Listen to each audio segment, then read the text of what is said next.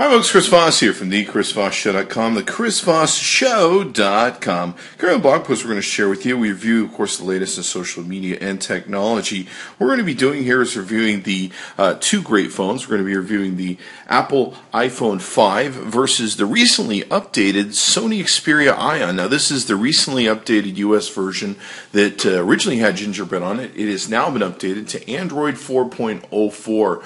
So we're updating all of the different versus comparisons we've done with this phone now that it has the much newer, latest updated OS on it. We've been excited to get the OS on it so that we can see what it's doing. So let's take a look at this device and how well it fares in comparison to the iPhone 5. And be sure to check out all our other videos on the Chris Voss Show. Subscribe to our feeds, subscribe to our email things, so you can get all the latest and greatest stuff that we take and do there. Okay, so let's take a look at the specs on both these phones. We've got the iPhone 5 is a smartphone, and it runs on the iOS 6 software. Now, this is run by AT&T. This is my personal AT&T phone that's here. And then we also have over here the Sony Xperia Ion is from AT&T. Thanks to AT&T.com for providing the phone. Be sure to see all their wonderful phones at AT&T.com. And it has on the iPhone 5, iOS 6, a height of 4.87, 2.31 width, 0.30 thickness, and a weight of 3.95 ounces. The screen is a 4-inch screen, 640 by 1136 pixels, 326 ppi, capacitive multi-touch touchscreen. Standby time is 9.4 days, 8 hours talk time on 3G with a capacity of 1440 milliamps. It has a system chip of an A6 chip. It's a totally redesigned, what they call an ARM v7 chip. And what this thing does is it's got added innovations that Apple has taken and done to the chip that make it super, super fast. And so the gigahertz processor speed that you see on the chip usually does not belie what the true speed of the chip is. Needless to say, it is a dual-core gigahertz mega-rated chip. Its graphics processor is a PowerVR SGX 543 MP3, and the system memory is 1 gigabyte of RAM. It has a built-in storage of 16 gigabytes, 32 gigabytes, or 64 gigabytes, depending upon which version you take and buy. It has a camera of 8 megapixels, and on the back, and it has true HD video recording at 30 frames per second, front-facing camera of 1.2 megapixels, and let's see, I think that pretty much covers it for the Apple iPhone 5. Okay, so now on the Sony Xperia Ion, what we have is we have a dimension of 5.2 in height, 2.7 in width, 0.4 in thickness. We have a weight of 5.1 ounces, and battery talk time is 4 hours max. Standby is 350 hours max, and the has a 1900 milliamp lithium battery in it. The display is a LCD color TFT resolution 720 by 1280 pixels, and it's a 4.5 diagonal screen with colors of 16.7 million, which is your 24-bit thing. Now, normally it comes out of the box in the US version originally with Android 2.3.7 gingerbread, but the one we're reviewing today has the newest and latest upgraded, as I mentioned before, 4.04 Android software, so it's really great. We're going to get new benchmarks and everything. Processor is a 1.5 gigahertz Qualcomm Snapdragon S3 dual core. Memory is a 16 gigabyte internal storage, raw hardware, 13.2 gigabytes internal storage, and available to users is 1 gigabytes of RAM. Let's see, it also has on the camera, this has a real interesting camera with a resolution of 12 back megapixels, and on the front resolution of 1.3 megapixels. Of course, it has 1080p HD output on video capture on the back, and HDMI output, which is a feature on the side of the device. So it's a great little device that way. It has some kind of AirPlay features that you have with plugging this into an HDMI. We'll see how that links up in a second. Okay, so both these devices definitely have different OS systems. Your iPhone 5 has a right-to-left swipe where you can go back and forth. You can, of course, create different folders for your apps and all that good stuff. There's not much you can do otherwise. You can change the background a little bit with some backgrounds on the iPhone 5 iOS system, and of course that's on all the different iOS devices. A lot of people do like the Android system because there's a lot more customization you can take and do. You can create folders, and of course you have the ability to create different widgets and add them into devices to be able to do different things with them. And people really like this feature where you can add in different widgets. You can really customize the look. Many of the widgets will work with different apps, and so you can do that with them. And a lot of people really like that feature about the Android, where they can get a whole lot more customization. You can see your Google widgets, weather widgets. There's a what is this, Yellow Pages widget, and all that good stuff. So a lot of people do like that feature where they can take and do that. Notifications menu-wise, you can see here some of the difference between both the notifications. There's really not much difference between the two. You can program everything to pull down different notifications. You can see here we really don't have any programmed in. We just got this phone rebooted up to 4.04. So let's take a look at a few different things about the body and device. We have the front-facing camera, which is right here. We have the speaker for calling, which is here. This little hole is a face detection device for when you're on a call or when you put up to your face so it doesn't blare you. It will turn off the screen. And there's a home button here on the iPhone device. On the AT&T Sony Xperia Ion, you have a small speaker at the top, front-facing camera. We have a menu button, a home button, a back button, and then we also have a search button. Taking a look at the back of both devices. Flip these over. You can see the backs of how these are both built. Now we've added on a third-party magnet that we're able to attach lenses to the iPhone. Normally this is just a clean white behind this, as you see across the top. And there's a small microphone hole for recording video frontwards. That's very smart, we thought. And also the flash lamp for the camera. It has a nice steel back now instead of the glass back. There is glass on the two top parts where the antennas are located. But we love the steel back. I'm not sure what the official metal is. I think it's aluminum. But we really love the new metal back. On the Sony, it has kind of a curved back, a good feel to it. Very small speaker, which we're not all that excited about the sound that we get out of it. It's got the lamp and light here, and it does have a camera. The speaker, isn't too bad, but it's not the greatest speaker in the world for a smartphone. We certainly would have liked to have had it much bigger. You can see here the Xperia logo. Now, nothing removes on the back of the iPhone 5. The Xperia does have a place where you can remove the top here. You can expand the memory if you want to put a micro SD card in here up to 32 gigabytes, and then you also have your SIM card over here. So that is definitely one advantage you have with the Sony, where you can have the expandable memory where you can save your stuff and all that good stuff. Okay, so here you can see the bottoms of both devices. We have a earphone hole, we have a grill, and a link to charge your device and sync it. We have a small microphone hole here. Over here you can see that there's a earphone hole across the top, and of course we have the power button across the top here.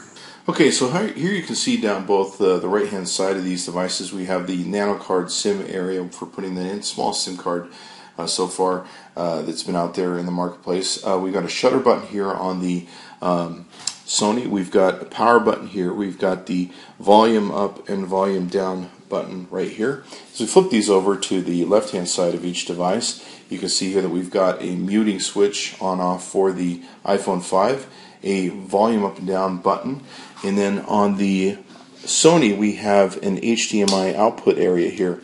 You can see that this pops out, and we have the place for the micro USB for syncing and charging, but we also have the HDMI output button where you can plug this into a TV and output the phone to the TV. It's very cool. It works much like the Apple iOS thing where you can broadcast to a TV.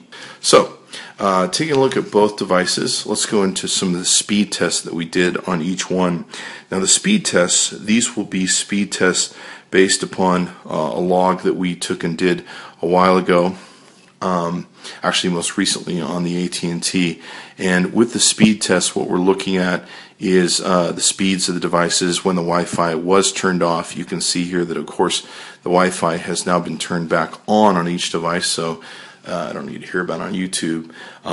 Let's see, on the AT&T phone, for the AT&T iPhone 5, you can see here the speeds that we got with the iPhone 5. We noticed that it rocks on downloading and transferring data, of course, because of its very fast processor that it's got inside of it. You can see here that the Sony Xperia doesn't do too bad in and of itself. It's got a 6 megabytes download, 3 on average, 2.5 to 3 on average upload speed. Okay, so here we can see our Geekbench 2 scores. Now we've run the Geekbench 2 a couple times on the Sony Xperia Ion, and this is around about the score we keep getting. This is actually a high score. We've gotten a couple lower scores, so this is we run it 2 or 3 times to make sure we get a good score, rebooted it, etc., etc. You can see here the iPhone score comes in at 1637 against 960 for the Sony Xperia Ion. So we really didn't see too much of an increase in speed on the Sony with upgrading it to the 4.0 software. We do notice that it is noticeably faster with the 4.04 upgrade, and we like some of the features that have been added to it. It's got a nice beep noise indicating different things now when you're going through menus and stuff like that. We really like the update a lot. It seems to make the real difference in the phone. But let's take a look at the scores here. You can see these scores and how they broke down between the two different devices. And of course we have a 1.5 gigahertz Qualcomm processor there. You can see our Android update. You can of course pause this video at any time if you want to take a look at the individual scores. And of course the great thing about these benchmark things that we use, you can take and compare them on your phones at home. Now benchmarking tests and apps will vary. They seem to vary on each time you run a phone, no matter how many times you restart it, no matter how many times you take it from zero, factory resets, etc., etc. It always seems to come out different. So if you get different numbers, that's why. Even we get different numbers. And then there's apps that get different numbers depending upon which app we're using and whether the app is updated and all that good stuff.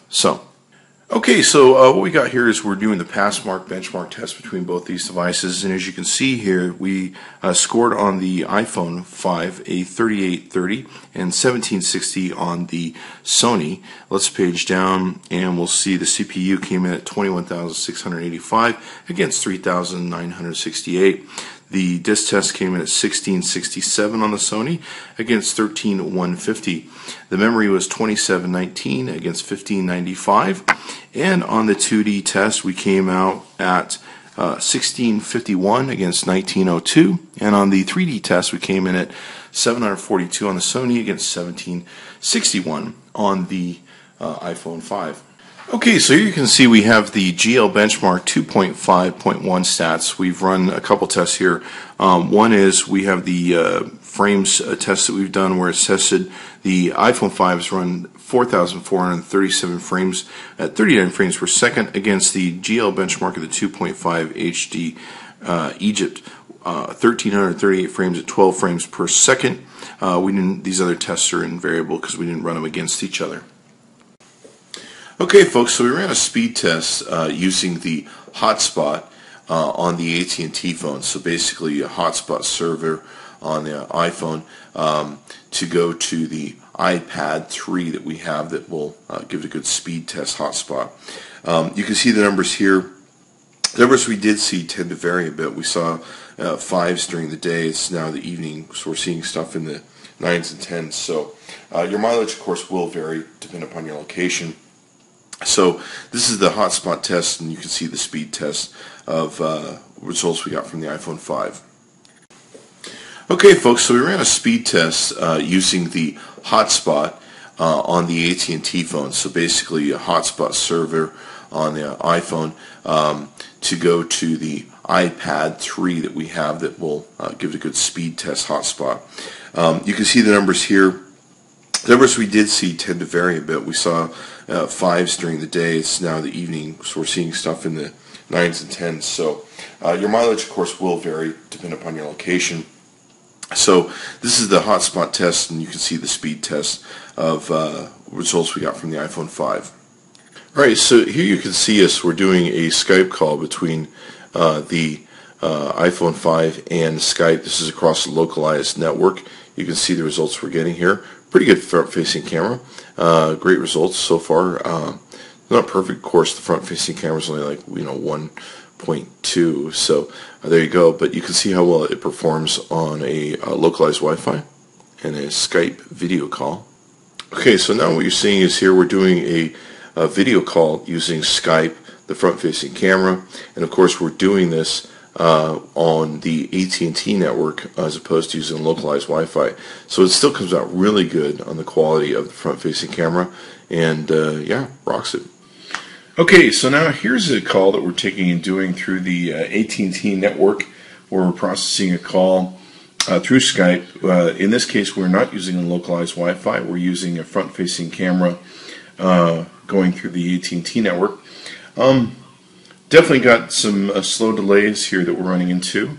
Could be our location that we're at and the antenna or whatever area we're in. But we should be getting a good feed from AT&T. Who knows what it could be? It could be the processor on the Sony is just not outputting as well when it's running through a more limited source such as the AT&T network as compared to a localized Wi-Fi. Because you can see earlier on localized Wi-Fi I got a great image. So there you go. It sounds to speak a lot of the processor in each device and how they process images and data. Okay, so here now is a video that we're doing where we're broadcasting via Skype over localized Wi-Fi. We're testing the front-facing camera on the Sony Xperia, and you can see here it comes out very well on my iPad 3 through the Skype through the other side. In fact, it comes out really, really well when it comes down to it. And you can see, of course, how it portrays me on the other side there. But yeah, definitely feeds a great image across through its front-facing camera. Okay, so let's start the camera. The camera has a lot of cool features, but it is very simple if you're used to an Android phone. Now, the shutter speed we notice is much faster, and of course loading everything is much faster. If you've got to take a quick photo, you're going to get to it a lot faster with the iPhone 5. Now, very simple format that they have with the iPhone 5, or most of the iPhones, if you're familiar with them. You have the grid, the HDR. Now with iOS 6 on the 4S and 5, you now have a Panorama version. We've used it a little bit, but I think there's still some apps that more people feel comfortable with in how they operate and how they work. There is the front and back, of course, changer. There's, of course, the switch between the photograph and the video. There's also the camera shutter button, if you will, and there's an area to get into your pictures. Let's take a look at the pictures. Now, it does take much better colored, it's an edge of better pictures over the 4 and 4S. Most definitely. Is it distinctive enough to go out and spend $700? I don't know. You have to add up all the elements of the iPhone 5. But the pictures are definitely improved with the quality of what they put into the optics and improvement.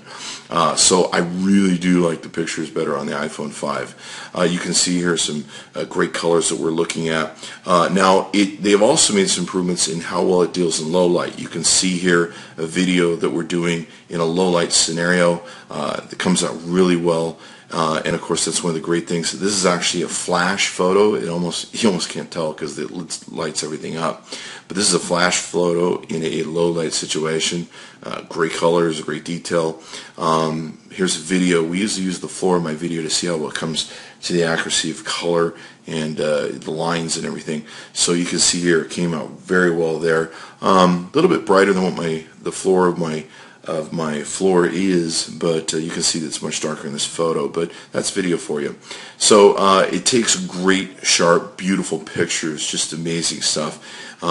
With the Panorama version, of course, you have the edit ability to go up and edit. You can take out red eyes, you can take and crop, you can take and enhance the picture with colors, and you can also change and edit the photo to rotate it. In going into the panorama area, you basically click on it, and it gives you a thing where you basically move the iPhone continuously as you're going around and take photos, and it keeps track of where you're at.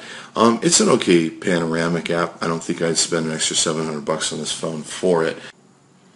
Okay, so let's take a look at the camera on the Sony. It's got a great camera on it. It had 12 megapixels. Originally, when we reviewed this phone, we reviewed it against the iPhone 4S, and it came out really well in comparing with the phones with the 4S. Now, like all Android phones, you've got to switch over here.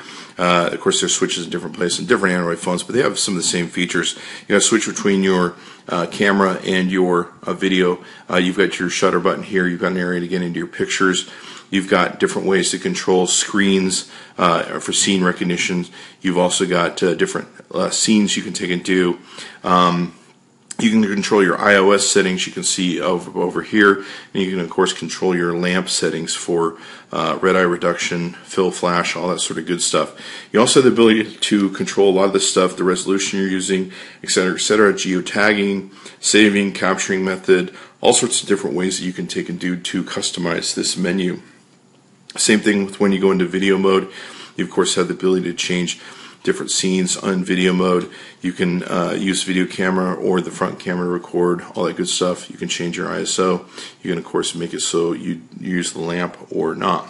Camera wise, it came out with great photos for us. Here you can see a low light video that we're taking the lamp on the back of the video camera, and this is a completely dark situation that we're playing this or recording this video in, but in essence you can see here that it brightens up everything really well. It's got a great lamp to it, and takes really good color completely in the dark video, as you can see there. Here's some pictures of flash, and this is completely in the dark, so this is getting the colors in a flash.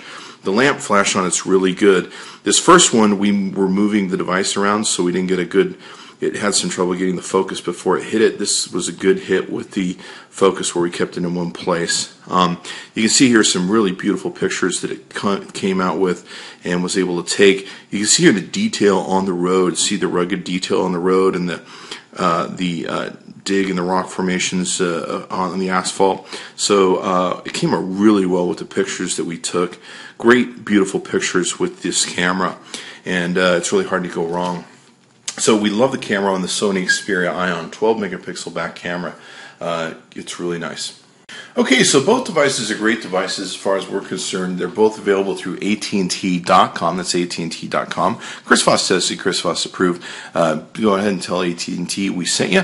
But on the iPhone 5 side, iPhone 5, you can see it's a great phone. On the Sony Xperia Ion, it's also a great phone within its own right, and it has its own features according to its iOS that you can decide whether it works for you or not. So be sure to check out both phones, and be sure to subscribe to the Chris Voss Show channel and all of our other channels for getting emails on what goes on the Chris Voss Show and our YouTube.